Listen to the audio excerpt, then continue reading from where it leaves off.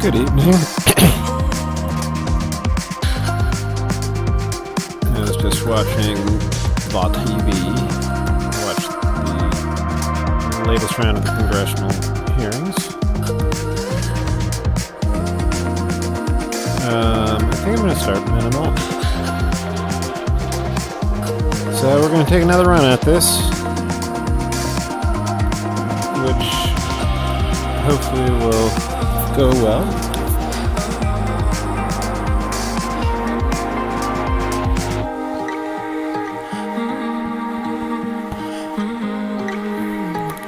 I don't really know what to expect here.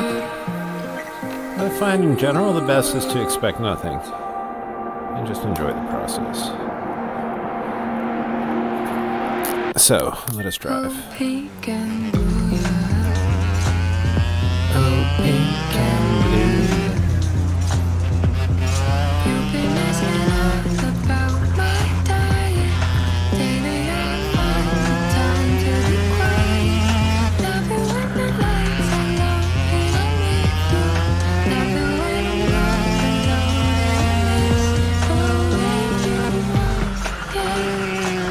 Show you this beauty out that you don't need. Ringing up my window. You stop and stare, I can tell. Whoa, what the hell?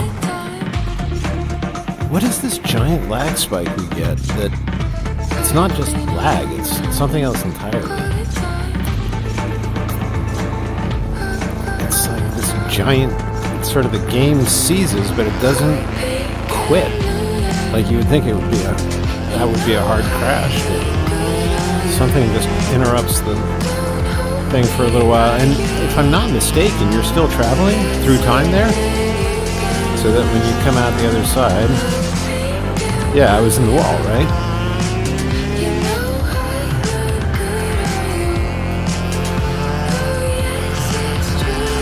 Ooh, nice.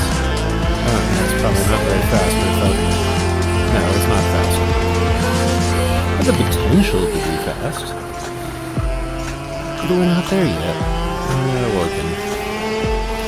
Or whatever it is, or sufficiently asleep. Or warmed up. Or cooled down. It's going to be a good excuse for everything, really. This is one of the things racing teaches you.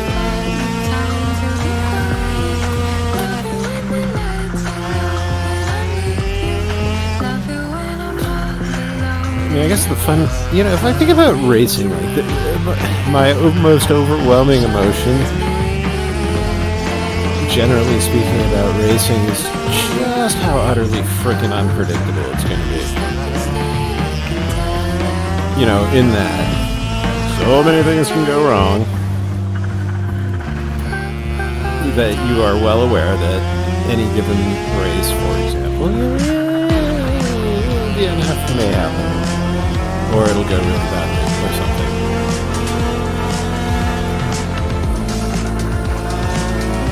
Anyway, so my main anxiety about racing is just like, and it's not really an anxiety because I got it loose a long time ago, but it's sort of like, am I going to get a good cart? The answer is probably not, but we'll see.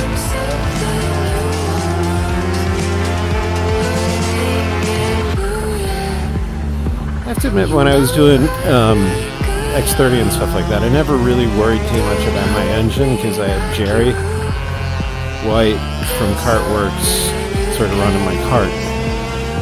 So I tended with Jerry, and he did all my wrenching and all my prep and everything else. So, my cart always worked well. It was never broke. And when I broke it, Jerry could do the most amazing things in the shortest amounts of time possible to get it fixed. So in pre-final of one of my races, my engine blew completely, like just wham.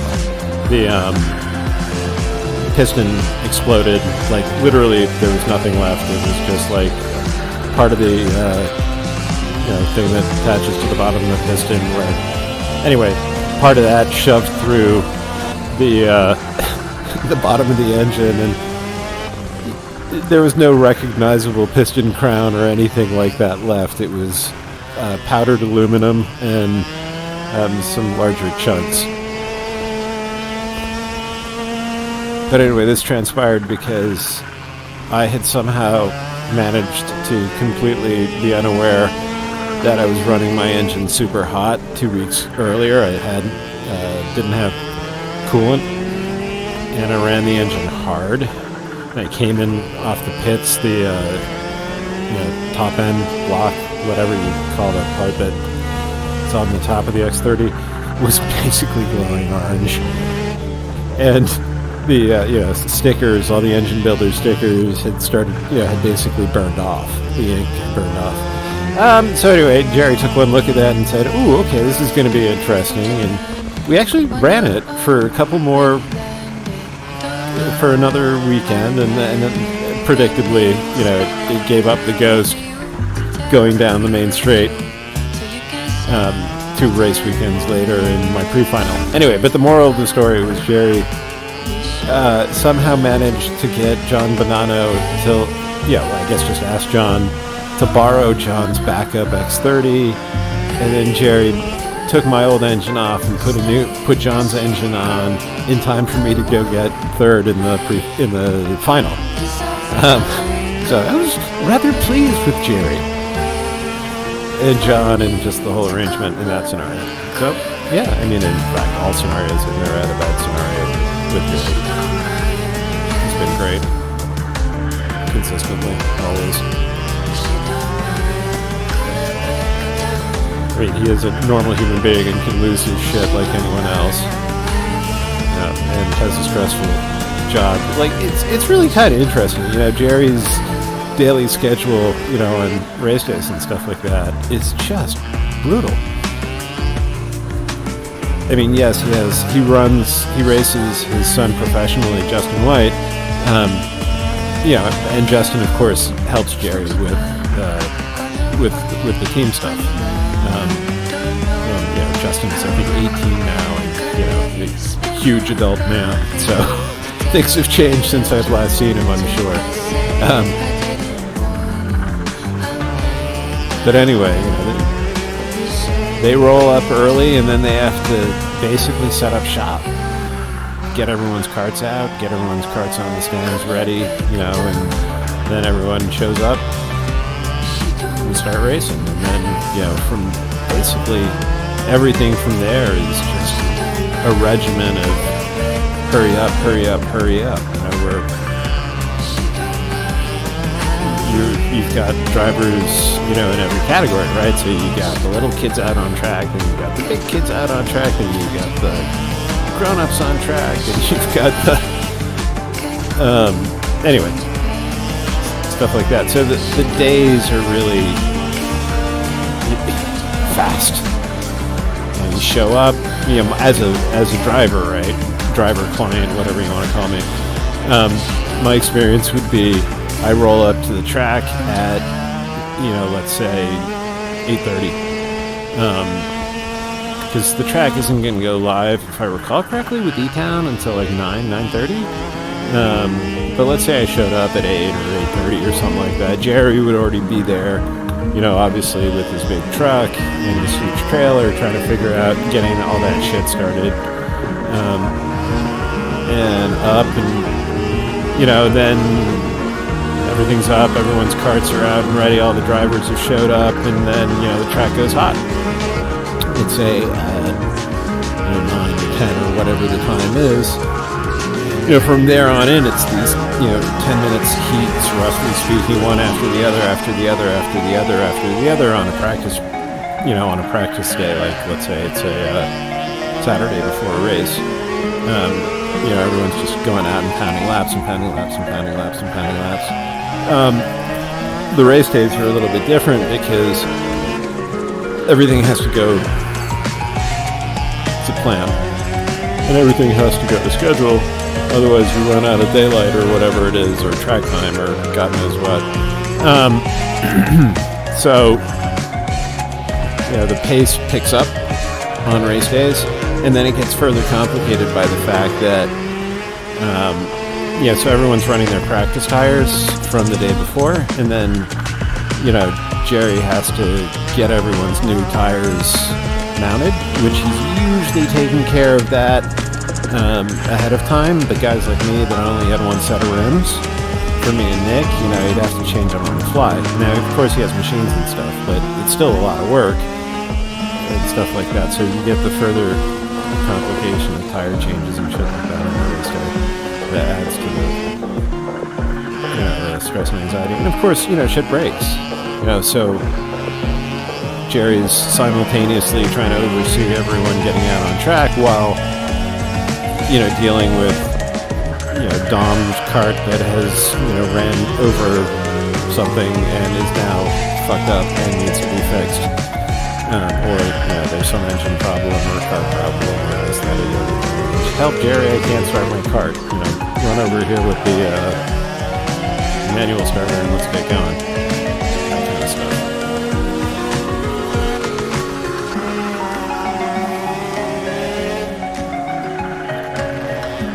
I haven't done those kind of race weekends in a really long time, though. The problem is with stuff like two-stroke racing and in a big old series, right? Or any old series for that matter, it's expensive. Costs a lot of money. Just is. I mean, yeah, you can do it cheaply if you are self-sufficient and you got your truck and your trailer.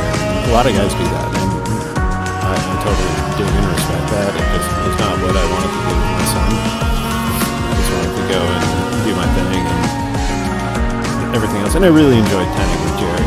It was really nice to have an instant little karting community and parent community and stuff like that, because I was the lone Masters driver under Jerry's tent, I think, because Bonanno was kind of sort of a business partner of Jerry's, or a business associate in many ways. They cooperated on stuff. Like when I bought my carts, I think I bought my carts from Bonanno, but I chose to tent with Jerry, that kind of thing. Anyway, and they were cross-pollinate. So the other Masters guys were mostly under Bonanno's tent. And I think the deal with Bonanno's tent was I think he ran kind of a different thing than Jerry did. It might have been more targeted towards folks that like to do their own wrenching a little bit, but they need, John's expertise, because John's basically karting God in the world, or at least karting God amongst old men. And John is, I say that jokingly, I think John is my junior by about 5 years or 10 years at most. But I think John is, maybe John is my age. Maybe John is maybe John is 3 years younger than me or something like that. But the guy's so well preserved and so fit. So you have no idea how old John Bonanno really is, but he looks like he's in his 40s, but he's a super athletic dude, so God knows, he could be my age. I know that he has a son, who I think was similar age to my son, plus or minus, let's say 5 years. No, minus 5 years at the outside, so anyway, John's really fast.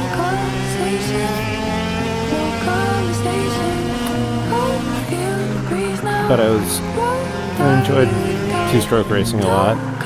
I kind of tried to do some four-stroke racing at OVRP, but I ended up getting a really messed up kart that I can't seem to get fixed or anything. So I don't know what's going on with that. So no LO206 racing for them at OVRP. It's kind of this catch-22, it's a Margay spec series, so you need a Margay spec cart, but the one I bought was so atrociously screwed up, and my experience with the whole thing was just so awful. I don't know if the carts, that's the thing. It's a frustrating experience for me, because it's not like the cart so extraordinarily screwed up in many ways, other than the fact that it has absolutely no front end, is completely undrivable, and just seems to be fucked in that regard. That could be a number of things, right? We did try to take a stab at it setup-wise, but the problem I had with OVRP is that OVRP is a really cool organization, and it's a really cool place. But in the capacity that I was using it, right, which is you buy this cart, and then you have this communal garage that you can avail yourself of for services and the normal kind of racing help, which is a terrific resource and really well done, and I think a really good value for what it is, right, which is the ability to quasi-run yourself without a team. So, like, if you think about it, that's kind of the strength of the OVRP program, right? Which is you buy a cart. You can then also store the cart there, so you don't have to lug that around. And you have this great garage set up where you call ahead and say, "Hey, I'm going to be showing up on Wednesday afternoon to cart. Could you have my cart ready?" And they say, "Sure." And for like a $60 fee or something like that, they go get it out of storage, put it up on its stand, and it's waiting for you when you show up. And then if you have some sort of problem, the guys in the garage right there are walk on up and say, "Oh, my engine won't start," or I'm having some kind of weird handling issue. They'll do anything you need. So it's actually, and just basic stuff like I need fuel. As well, they've got it all covered. So that's what makes OVRP so utterly compelling, right? Is this idea of being able to have a go-kart that's yours, as opposed to a rental cart that you don't have to lug around, that you can race against a bunch of other people on exactly the same equipment is also kind of cool. In a really nice environment. On a really nice track that does a lot of racing, and racing is in fact utterly fundamental to its DNA, it would appear. So, in that regard, it's probably the coolest program around in some ways, right? I just happen to have a real problem with the vehicle that I got, and I just don't want to drive something that I have to back off so desperately out of corners. I think, I've just been trying to get it. Can somebody please, scale this, take a look at it, just do something to tell me that, that the cart is indeed borked, and whether or not it's fixable. And if it's not borked, then I guess I have to accept the fact that it is entirely possible, in which case that LO206 is completely different than anything else that I've ever driven in my life. But also at the same time, I have driven... Actually, that's not true. I haven't driven any other LO206 engines. Now, that being said, the power unit that I have, the LO206 engine itself, is fabulous. I think it's a lot of... It sounds, it actually sounds pretty decent for, a can of gears. But it's a lot of fun. It's a nice engine. I had no problems at all with the brakes that I have. There's just something screwed up fundamentally with the car, which is, it could just be something so super simple, like, there's a cracked weld somewhere, that's one of those hard ones to see, and that would explain why the front end is just completely unreceptive to anything at all. It's true, these LO206s are very thin tubing, particularly LO206. An LO206 specific frame seems to be always, generally speaking, 28 millimeter or something like that. It's not the normal 30-32s. They're definitely on the skinnier side, so flexier side. That doesn't explain, the utter complete lack of front end that I was experiencing. Just a complete understeer machine. And to the point where, I'd be backing off corners just ridiculously. Try to just get it to hold. But, it's like doing this. I was like, oh, Jesus fucking Christ. I don't think it's the Hoosiers either. I've heard mixed reviews, but a lot of people seem to like the Hoosiers. I don't know. And so here's the frustrating thing about all this, right? Which is would have been pretty easy if, I don't know, if something different had happened in terms of communication. Because all it really would have taken was, okay, let's put you on one of the other carts. See how that goes, right? Because they have a whole bunch of them. And I've been like, you know what? This one feels perfectly normal. I can drive this. I think the cart you sold me is fucked up. Yeah, I agree, Dom. It looks fucked up. All right, take this one instead. Thanks. I mean, that's all it would have been. Or even, well, you know, whatever. I was like, even if it wasn't that, it was like, well, I can fix this because all we need to do is re-weld this. Okay, great. Bygones be bygones. Fix the cart. Let's race. I'd be happy with any of those outcomes, but I just was not unable to get anyone to kind of jump in, really. Or at least I haven't heard back from anyone who said they would. So I don't know what the hell is going on. And at this point, I do not care. Because I have a whole lot of fun actually doing the Endurance Karting Championship Series, which are those wacky endurance races that you see on my YouTube channel. The 6 hours of New York, the 6 hours of New England, this, that, and the other thing. Anyway, there's this guy, Chris McCoy, who started this series, I guess somewhere in the 90s. And it's quite good. I mean, it's a big ass, he goes all up and down the Northeast, basically. All up and down the East Coast. Changing that. But not, this is karting, right? So we're not talking about coastal. I mean, they go all over the place. So if you were to Google endurance karting, their name is what they do, and it would probably, I think it's the first hit, and you can go look at their schedule. So coming up this year, I think in October, which one of my buddies, Henry, is trying to convince me to do, is the 24 Hours of Daytona, which, as you can well imagine, would be 24 hours at Daytona. Although it's not called that, it's called the 24, it might actually be called the 24 Hours of Daytona. Or maybe it's the 24 Hours of Charlotte or something like that. Anyway, you go to Daytona and you do a 24-hour race there, which would be awesome, admittedly.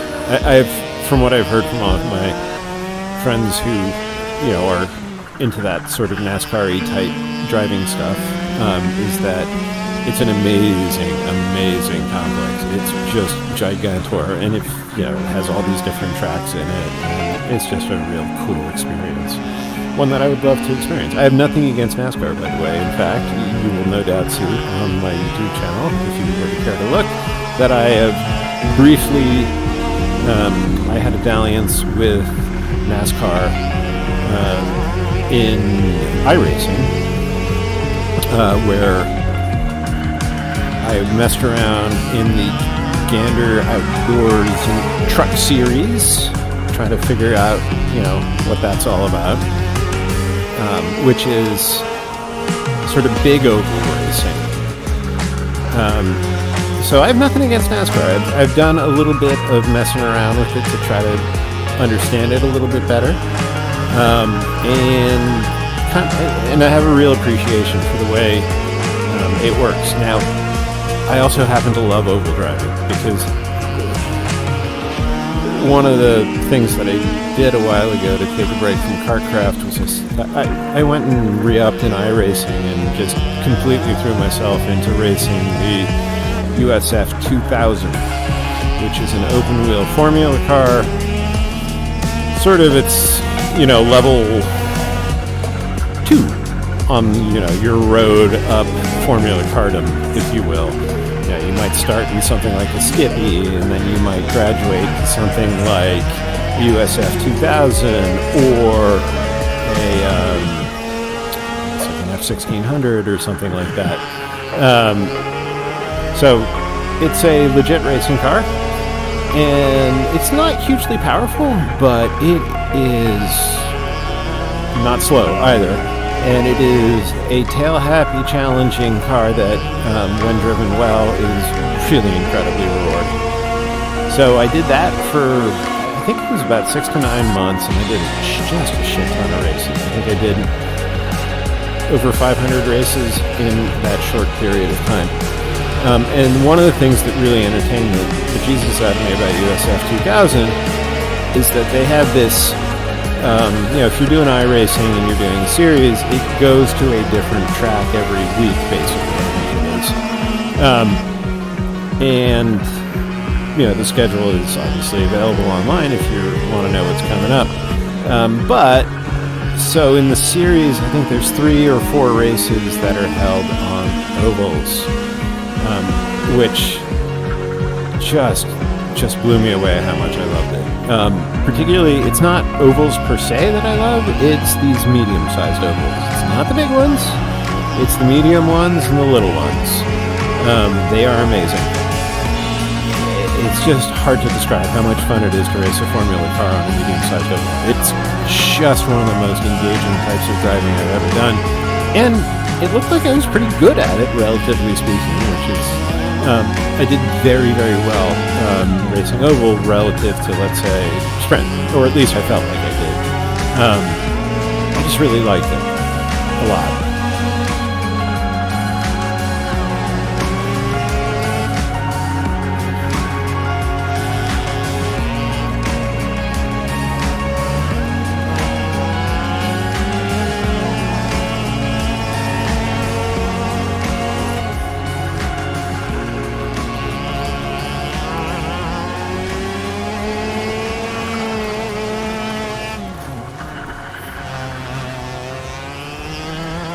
It's always fun to drive.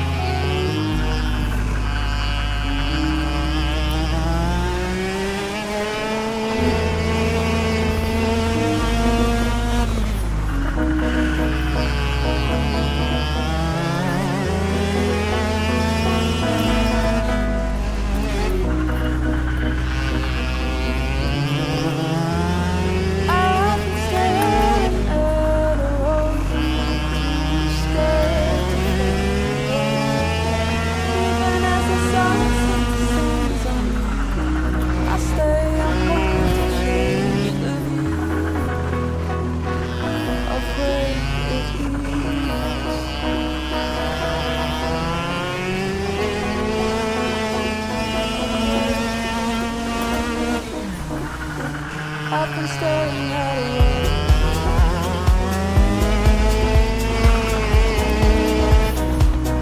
I've been staring at a wall.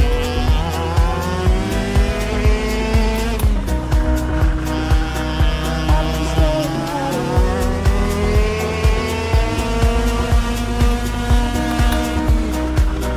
I've been staring at a wall.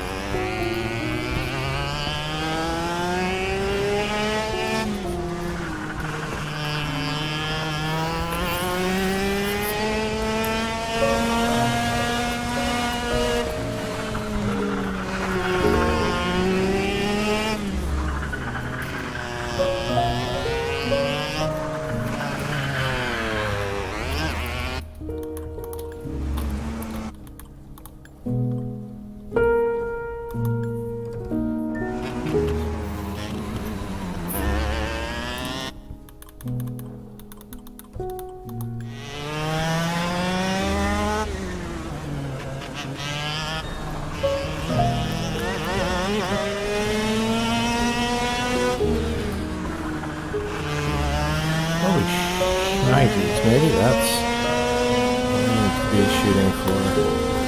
A round entry.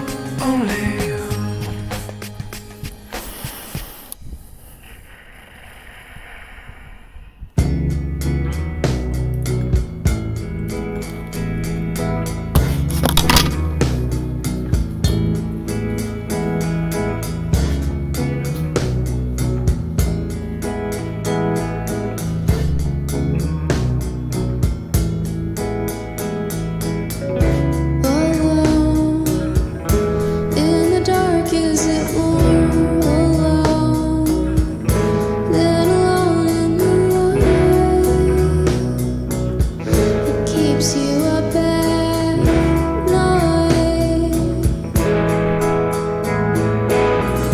There's more than one reason to hate.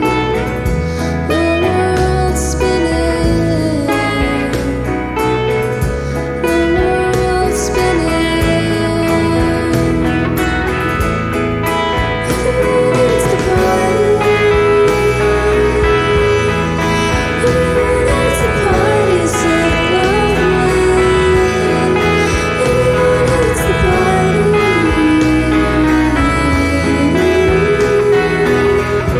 At home, do you leave the blue screen on? Do you watch the dark take everything?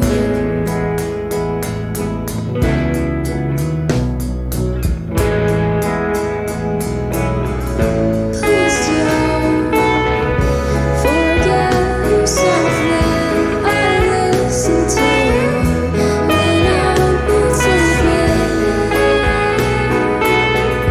When I'm not sleeping. Everyone needs to party. Everyone needs to party. Say lovely. Everyone needs to party.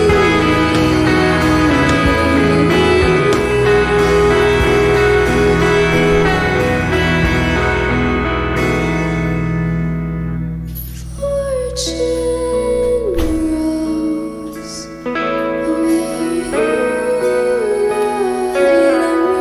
and roast until time says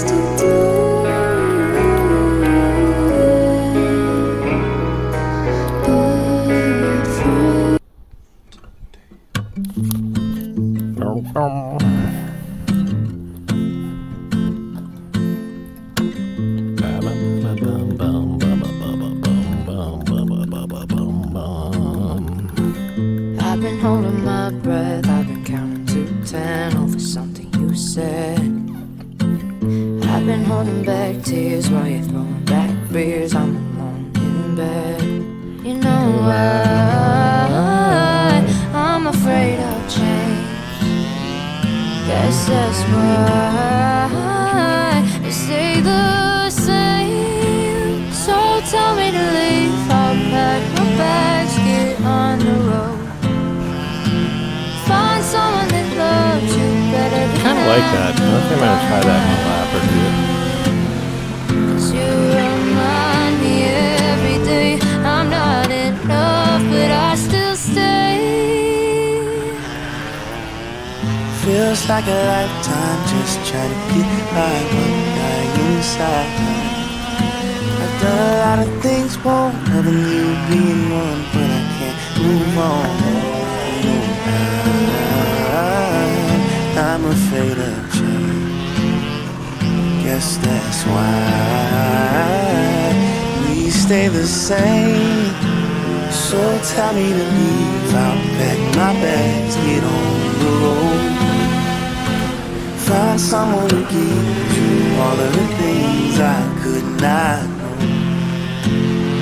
'Cause I keep fighting all the ways I let you down so I can stay. If you want me to leave, then tell me to leave, and baby I'll go. And baby I'll go.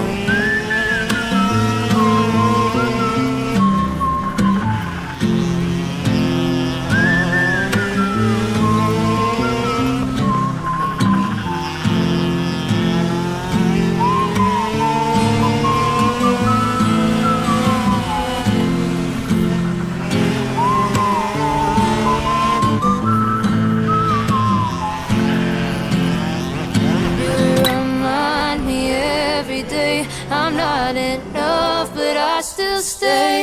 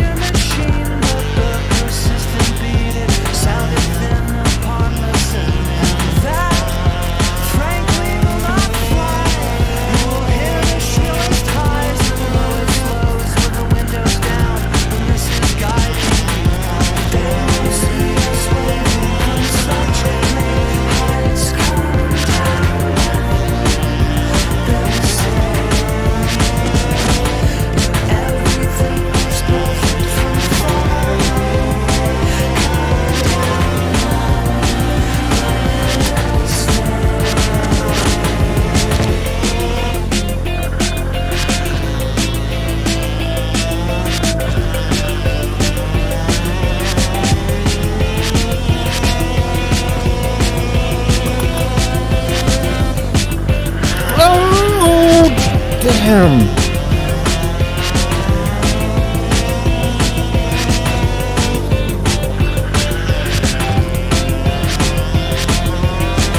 Alright. I must learn how to disassociate myself.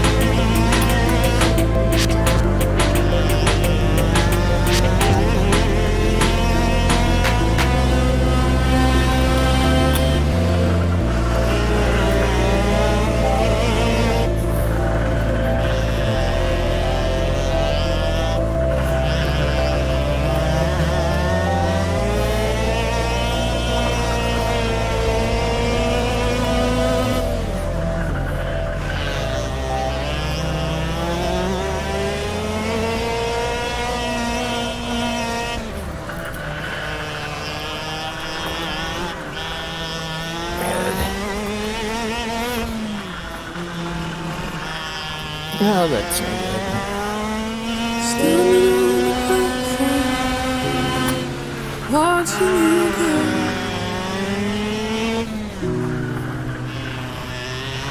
It's like no other pain I've ever known.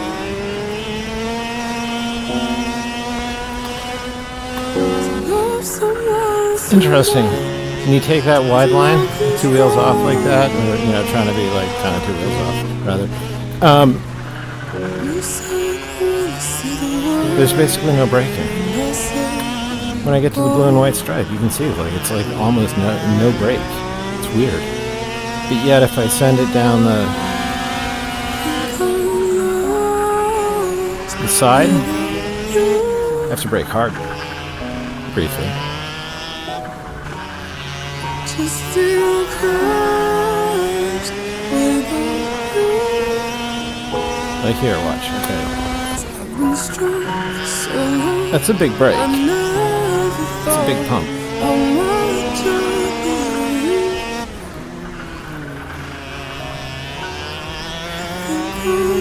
lost without you.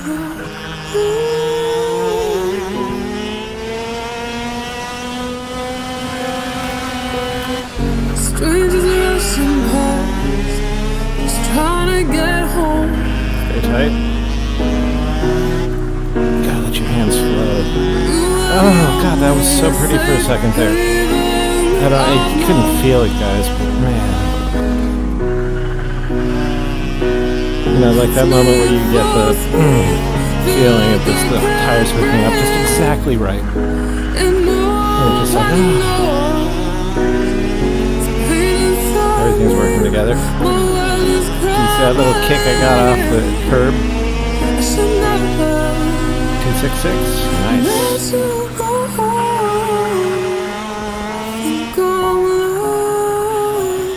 Oh, pretty. I played it safe there. You can lose a lot of time if you're just ever so slightly wide at that point. Sing it, baby. Explain to me how it works. Show me the way.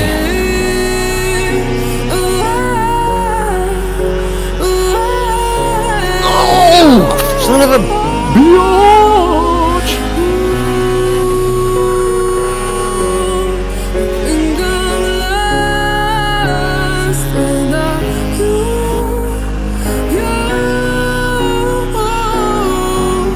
A little bit of delay causes a lot of a gap.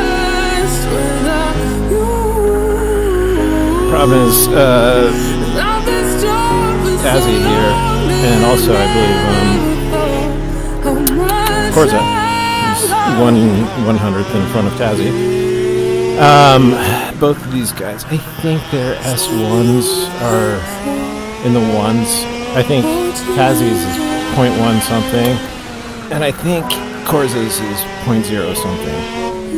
So unless I can run a 0.1 something, I'm gonna have trouble keeping up with the rest. Interestingly enough, I've had more than a few occasions where I've been pretty damn close throughout the whole race.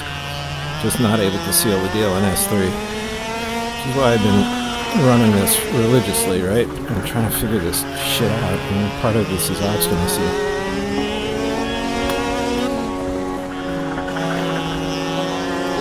Okay, so does the dagger falling upon itself approach work? That was a 0.354. That wasn't bad. So it's hard to attribute what portion of S3 is the dominant portion sometimes in terms of the performance. So you have to do two things very well. And you might not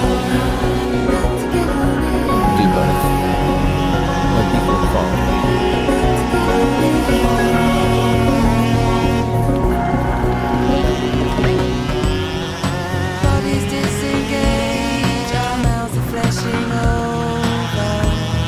That one didn't work. Sort of trying to get the grass and the paint to rotate the cart. And do like a more organically round turn. Like kind of more swoopy. It seemed to work well that one time. I'd like to explore that a little.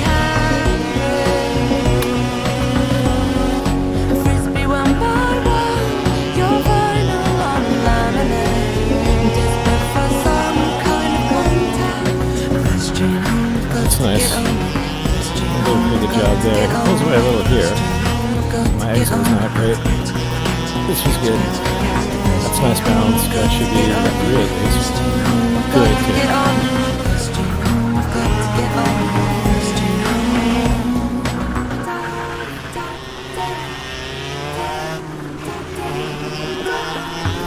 Okay, so it's understanding how to deal that part. Alright, so you see how I got bounced around there because I was trying. That's where you make or break a good sector. Or turn around there. Too late. Actually, time-wise, it's alright.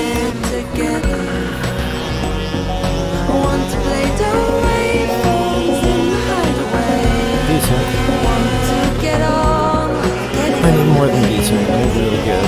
I'm gonna do it for me.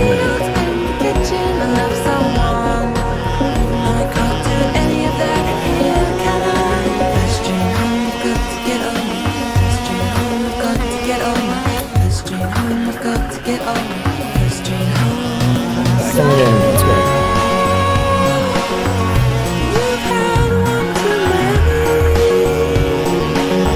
Screw that one up. So, if we do the crazy off-track there, maybe I can get the back end to kick to get like a really weird fast exit.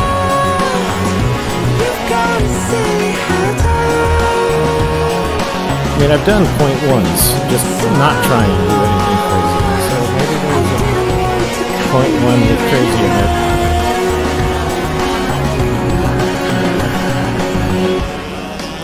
The rubber grabbed me there. Thank you, Rubber. What matters to me doesn't matter to me. What matters to me doesn't matter to them. What matters to them doesn't change everything. First train home.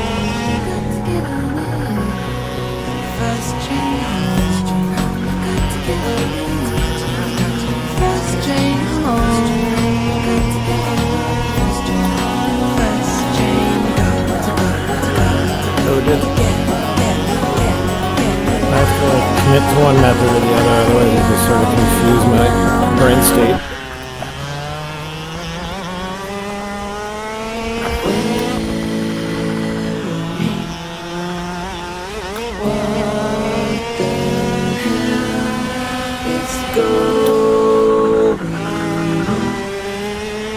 Dust has only just begun.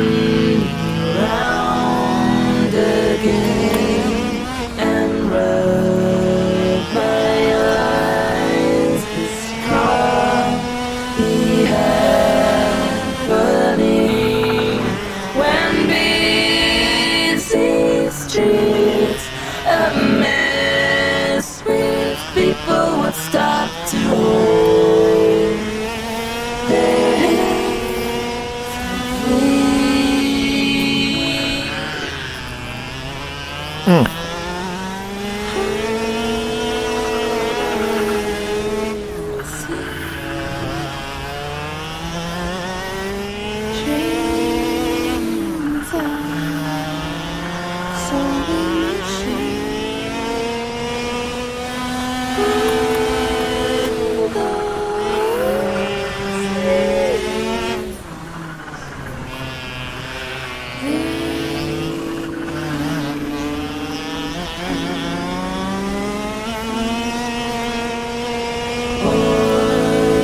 Marks appear on walls where pleasure moments hung before the takeover,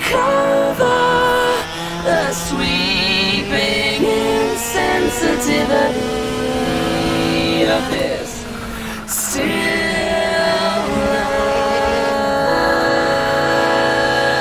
life.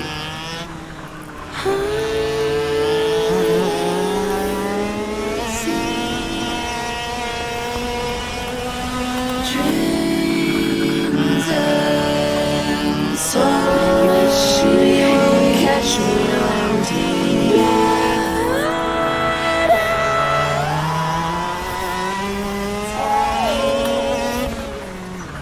They were here first. What you say? That you only meant well, cause you did. What you say? That it's all for the best, cause it is. What you say? That it's just what we need. You decided this. What you say? What did she say? Let's keep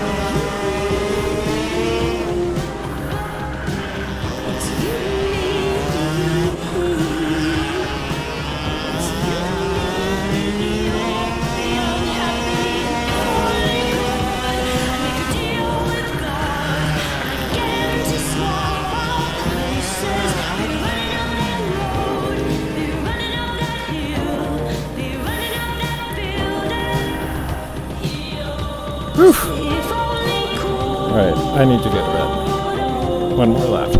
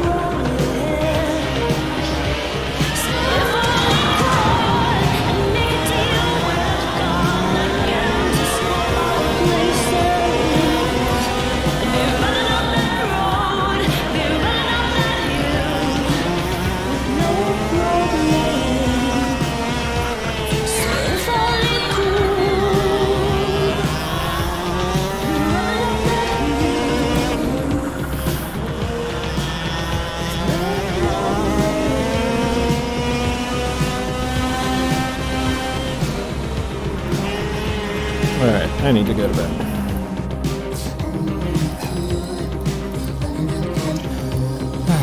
Alright, see y'all later.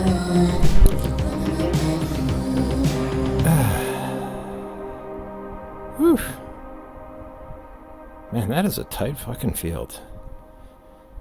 39-9, 39-9, 39-9, 39-0, 39... sorry, 40-0, 40-0, 40-0, 40-0. No, 40-0, 40... 2 40 zeros, and then it goes to 40.2. And I'm separated from these guys by bad. Day breaks and when I turn, you're not on my pillow. My head shakes and then the penny drops. Still your t-shirt on